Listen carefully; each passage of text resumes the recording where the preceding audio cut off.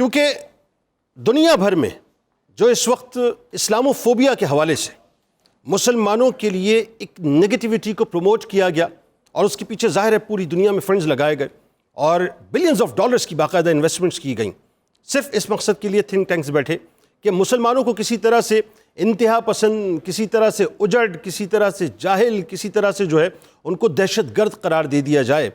میں چاہتا ہوں کہ آج ذرا یہ جو فتح مکہ کا موقع ہے جو بہت ہی عظیم الشان موقع ہے اور تاریخ اسلام کا ناظرین انتہائی سنہری چیپٹر، انتہائی سنہری باب ہے، اس باب کو نوجوان نسل کو سمجھنا بہت ضروری ہے، بہت ضروری ہے اس بات کو سمجھنا کہ اللہ تبارک و تعالیٰ نے کس قدر بڑا انعام اس رات ہم پر کیا ہے، تاکہ جب آپ اپنا مقدمہ، آپ پاکستان میں رہتے ہوں یا آپ پاکستان سے باہر رہتے ہوں، جب آپ اپنا مقدمہ کسی ایسے شخص کے سامنے رکھیں جو مسلمانوں کو دہشت گرد کہتا ہے یا انتہا پسند کہتا ہے، تو آپ کو معلوم ہونا چاہیے کہ رحمت للعالمین صلی اللہ علیہ وآلہ وسلم کی رحمت کس قدر جوبن پہ تھی آج کی رات اور آج کے دن کہ جس کا آپ تصور بھی نہیں کر سکتے، یعنی تصور کے تصور میں بھی وہ رحمتیں آ ہی نہیں سکتی جن رحمتوں کو رسول کریم صلی اللہ علیہ وآلہ وسلم نے اپنے جانی دشمنوں کے اوپر باقاعدہ برکھا کی صورت میں برسایا تھا۔ بات یہ ناظرین کہ یہ جو فتح مکہ کا معاملہ ہے اس کو سمجھنے کے لیے پہلے ذرا آئیے اس تصور کو سامنے رکھتے ہیں کہ رسول کریم صلی اللہ علیہ وآلہ وسلم نے ظاہری اعلان نبوت فرما دیا ہے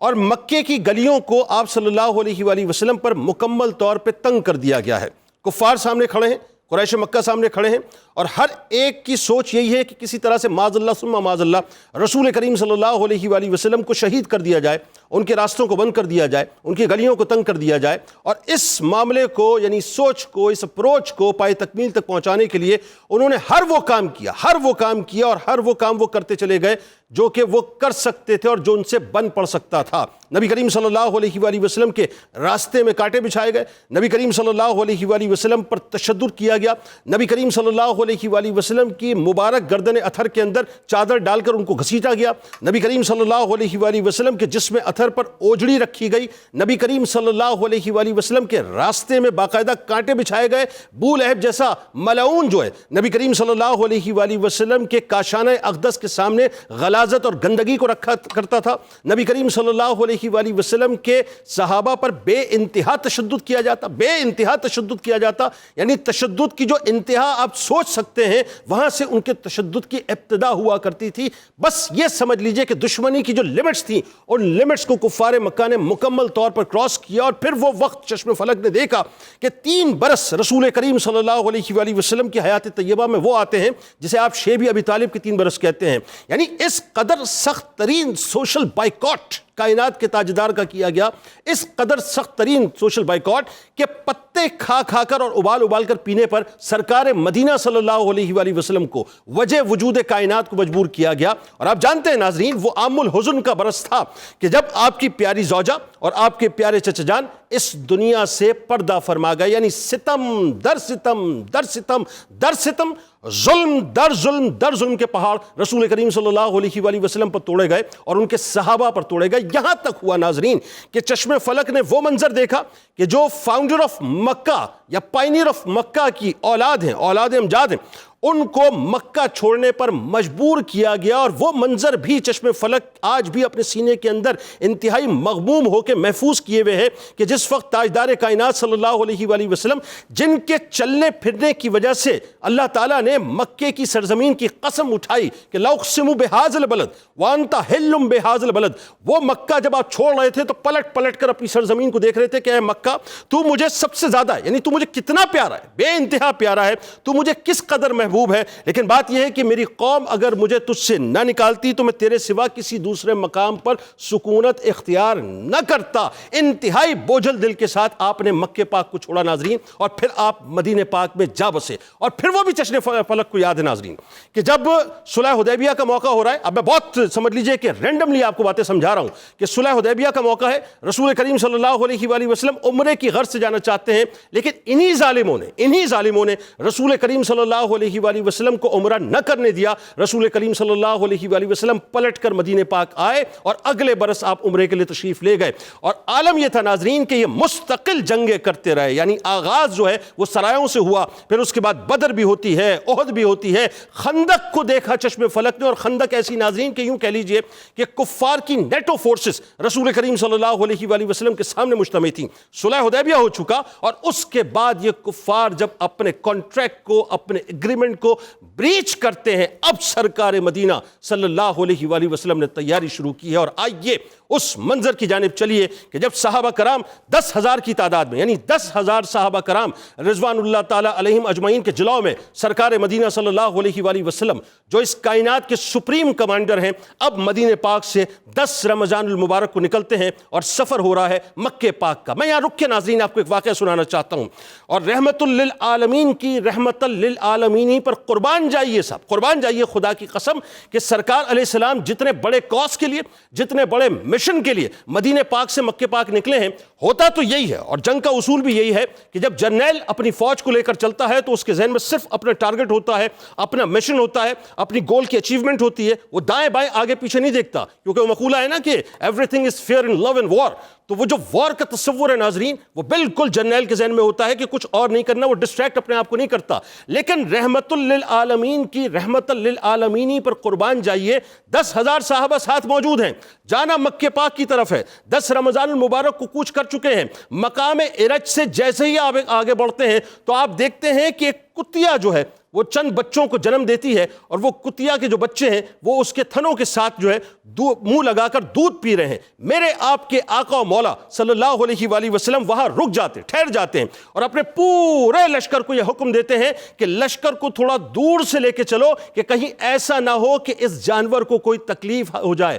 اور بات یہاں پہ ختم نہ کی، بلکہ حضرت جوائل بن سراقہ رضی اللہ تعالیٰ عنہ کو باقاعدہ ڈیوٹی دی کہ آپ نے یہاں پر کھڑے رہنا ہے جب تک کہ لشکر آگے نہ بڑھ جائے۔ اس کے بعد رحمت للعالمین آگے بڑھتے ہیں ناظرین، اور آئیے بہت تیزی کے ساتھ اب میں آپ کو مکے کی گلیوں میں لیے چلتا ہوں کہ مکے کی گلیاں ہیں ناظرین، اور آج کی رات ذہن میں رہے کہ آج کی رات بنیادی طور پہ کعبے کی عظمت کی رات ہے، آج کی رات کعبے کی توقیر کی رات ہے، آج کی رات کعبے کی عصمت کی رات ہے، آج کی رات بنیادی طور پہ کعبے کے معماروں کی عظمت کی رات ہے، آج کی رات ناموس رسالت صلی اللہ علیہ وآلہ وسلم کی محافظت اور گستاخان رسول صلی اللہ علیہ وآلہ وسلم کو واصل جہنم کرنے کی رات ہے۔ آج کی رات خلق کو یہ بتلانے کی رات ہے کہ جس بلاوے کو ابراہیم علیہ السلام نے دیا تھا وہ بلاوا اب اپنی پائے تکمیل کو پہنچنے والا ہے، کہ آج کی رات حجر اسود کو خانہ کعبہ میں نصب کرنے والوں کی رات ہے۔ آج کی رات بنیادی طور پہ فاؤنڈر آف کعبہ کا جو خواب تھا، یعنی حضرت ابراہیم علیہ السلام،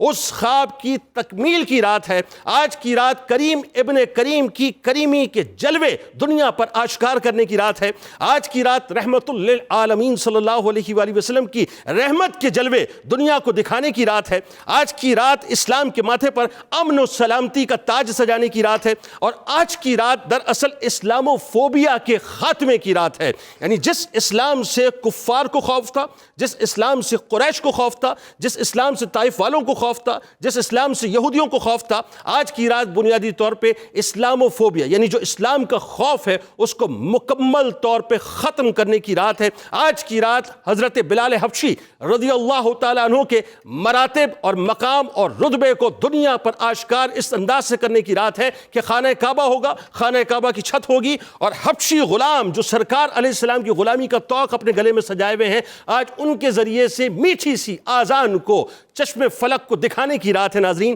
آج کی رات حضرت عثمان بن طلحہ رضی اللہ تعالیٰ عنہ کو اور ان کی نسلوں تک کعبے کی کلید برداری کا ذمہ عطا کرنے کی رات ہے۔ اور آج کی رات ناظرین ایک ایسا انقلابی اور ایسا عظیم ٹرننگ پوائنٹ دنیا کے سامنے آشکار کرنے کی رات ہے کہ جس نے عرب کی پوری سیاست کو مکمل طور پہ موڑ کے اور اس کا رخ تبدیل کر کے رکھ دیا۔ ذرا سوچئے کہ میرے آپ کے آقا و مولا صلی اللہ علیہ وآلہ وسلم 10,000 صحابہ کے جلوں میں جا رہے ہیں، 10,000 صحابہ، اسلحہ بھی موجود ہے، لشکر بھی موجود ہے، گھوڑوں کی انہناٹ ہے، اور عجیب کیفیت ہے، یعنی فولاد ہی فولاد، ہر طرف جو ہے نگاہ دیکھ رہی ہے، ہر طرف طاقت کے نظارے ہیں۔ اور وہاں بات یہ ہے کہ ایک آواز بلند ہوتی ہے کہ الیوم یوم الملحمہ، تو میرے سرکار اس وقت فوراً اس جملے کو رد کرتے ہیں اور اس جملے کو کاٹ کے فرماتے ہیں کہ الیوم یوم المرحمہ، کہ آج بنیادی طور پہ رحمت کا دن ہے، آج کعبے کی عظمت کا دن ہے، آج کعبے کی توقیر کا دن ہے، اور عالم یہ ناظرین کہ پوری فورس اور پوری طاقت موجود ہے،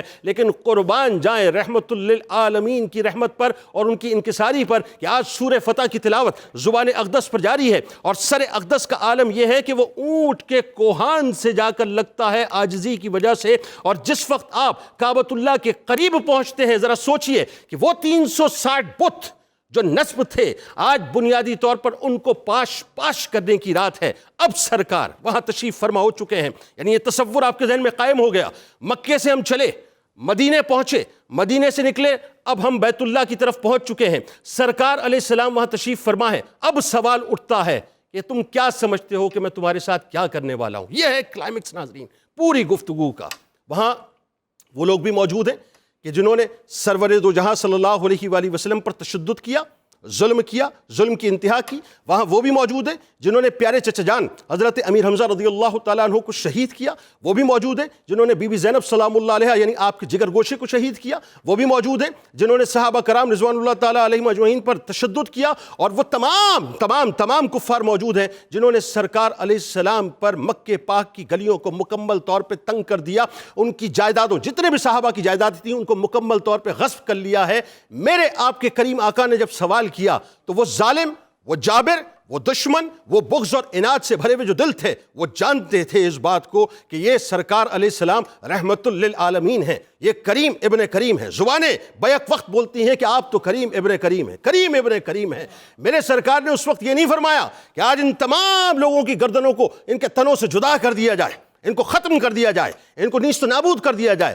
بلکہ اس وقت سرکار مدینہ صلی اللہ علیہ وآلہ وسلم کی زبان اقدس سے ایک جملہ نکلتا ہے کہ لا تثریب علیکم الیوم، آج معافی کا دن ہے، آج معاف کرنے کا دن ہے، آج مکمل طور پہ معافی کا دن ہے۔ ناظرین کرام، یہ وہ فلسفہ ہے جو دین اسلام نے بنیادی طور پہ دیا ہے کہ اسلام دہشت گردی کا، انتہا پسندی کا اور دشمنی کا مذہب نہیں ہے، اسلام محبت کا، امن کا، سلامتی کا، عفو درگزری کا دین ہے، اور اسلام یہ بتلاتا ہے کہ دشمن کتنا ہی بڑا ہو جائے لیکن اس کے باوجود بھی جو ہے اسے معاف کر دینا چاہیے۔ ہاں لیکن ایک جملہ کہ ابن قتل جیسے لوگوں کو معاف نہیں کیا جائے گا، جو گستاخ رسول ہیں ان کی سزا یہی ہے کہ اگر وہ خانہ کعبہ کے پردے میں بھی اگر موجود ہوں گے تو وہ واجب القتل ہیں، ان کو قتل کر دیا جائے گا۔ جو آسی کو کملی میں اپنی چھپا لے، بس 4 مصرے، جو آسی کو کملی میں اپنی چھپا لے، جو دشمن کو بھی زخم کھا کر دعا دے، اسے اور کیا نام دے گا زمانہ، وہ رحمت نہیں ہے تو پھر اور کیا ہے۔ آغاز کرتے ہیں ناظرین۔